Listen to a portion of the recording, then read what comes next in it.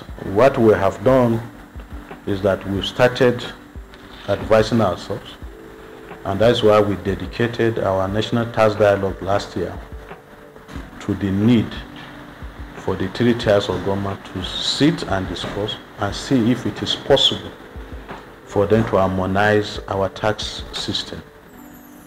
The reason is that the global best practice, if you go to even our neighbors in Niger, if you go to Cameroon, or you go to Ghana, these people that surround, all these countries that surround us, they all have one single tax authority, and they are able to collect more. The reason being, they have one single tax authority, they have one single technology they are using in tax administration, they have one set of staff, which is maybe the staff of Ghana Revenue Authority, with the same vision, with the same mission, with the same training, with the same culture, with the same slogan, with the same every characteristic, making sure they are working for one goal, generating revenue to fund their government budgets.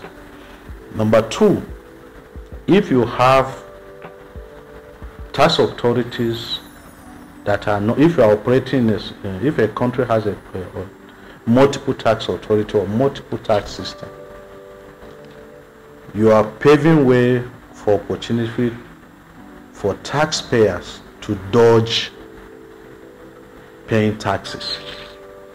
If in a situation like Nigeria, you ask Federal Inland Revenue not to collect personal income tax, and Federal Inland Revenue had deployed a technology, and I've come across Lara's income for the year. All we can do is to assess Lara's company, probably which is TVC, separately, and whatever we see in Lara's account, we just have to let it go, because we do not have the statutory power to assess and collect taxes on those income. So the implication of it is that if the state internal revenue of Lagos State, for instance, where Lara is resident, was not able to see the same record we saw, the taxpayer, which we do not have the power to assess to taxes, will walk away free. And the issues of conflict also, of interest, the issues compounded by law to say because you do not have power, you can't do this, that is why every day we continue to be in court fighting over our right to assess. It is not your right to say the one you collect, you are supposed to put in this account and not to remit into that account. Petitions, legal issues, every day.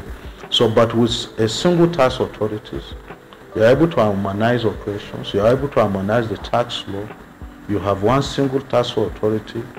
When they get to any taxpayer, is it personal income tax? They look at it holistically.